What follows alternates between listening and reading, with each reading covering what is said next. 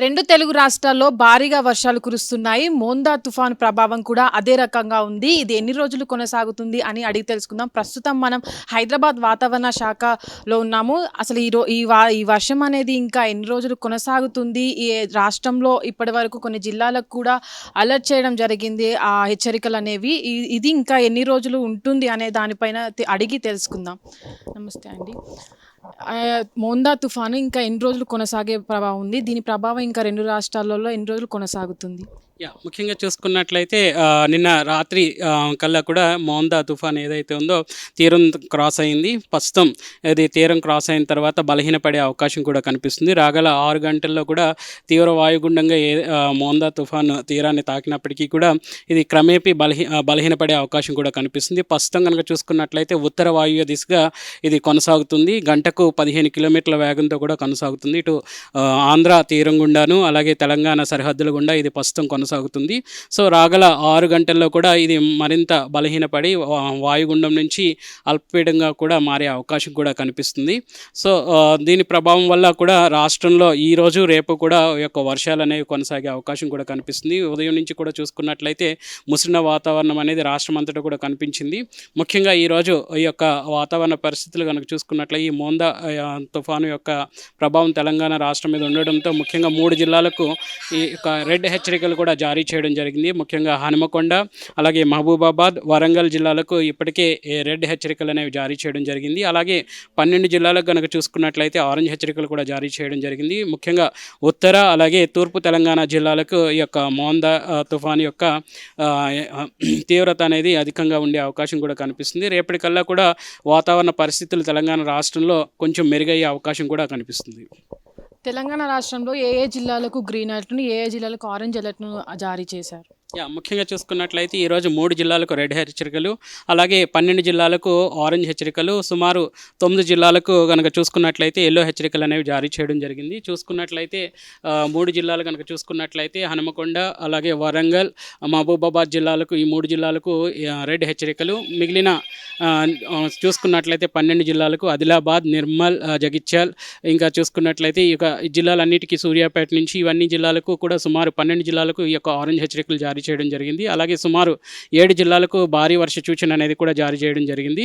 So ఇక city పరంగా చూసుకున్నట్లయితే ఈరోజు తేలికపాటి నుంచి మోస్తారు వర్షాలతో పాటు ముసిరిన వాతావరణం కూడా సాయంత్రం వరకు కూడా కొనసాగే అవకాశం కనిపిస్తుంది.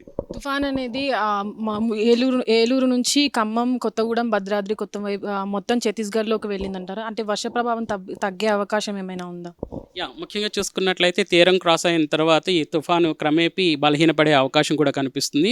ప్రస్తుతం కనుక చూసుకున్నట్లయితే తీవ్ర తుఫానుతో తీరాన్ని తాకింది. సో తీవ్రత నుంచి క్రమేపీ వాయుగుండంగా మారడం అనేది కూడా చూడొచ్చు. సో ఈ క్రమేపీ ఈ యొక్క తీవ్రత అనేది తగ్గుముఖం పట్టే సమయంలో దీని యొక్క ప్రభావం అనేది ఇది పాస్ త్రూ అయ్యే యొక్క రాష్ట్రాల మీద కూడా ఉండే అవకాశం కూడా కనిపిస్తుంది. ప్రస్తుతం కనుక చూసుకున్నట్లయితే సరిహద్దులుగా ఉన్నటువంటి తెలంగాణ రాష్ట్రంలో దీని యొక్క ప్రభావం అనేది స్పష్టంగా కనిపిస్తుంది. తర్వాత క్రమేపీ ఇటు ఛత్తీస్గఢ్, ఒడిశా అటువైపుగా కదిలే అవకాశం కూడా కనిపిస్తుంది. సో రాగల 6 గంటల్లో ఇది మరింత బలహీనపడే అవకాశం కూడా స్పష్టంగా కనిపిస్తుంది. ముఖ్యంగా హైదరాబాద్ నగరంలో కూడా అక్కడక్కడ వర్షపాతం అనేది భారీగా నమోదవుతుంది. ఇక్కడ ఎలాంటి హెచ్చరికలు జారీ చేశారు?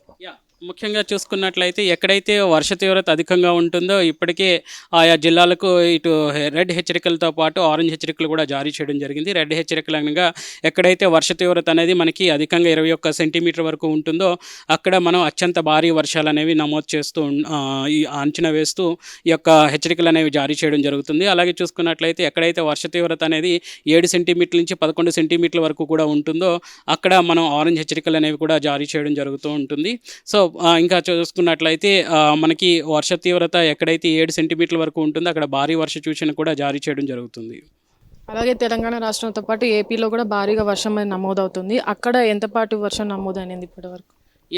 ఏపీకి వచ్చేసరికి ఈ యొక్క తీవ్రత అనేది ఈ కోస్టా ప్రాంతం మీద అధికంగా ఉంది కాబట్టి ఇటు తీర ప్రాంతంలో కనుక చూసుకున్నట్లయితే ఇటు ప్రకాశం అంతా కూడా 25 సెంటీమీటర్ల వరకు కూడా ఈ యొక్క వర్ష తీవ్రత అనేది నమోదైంది. కొన్ని చోట్ల 21 సెంటీమీటర్ వరకు కూడా వర్ష తీవ్రత అనేది కొనసాగింది.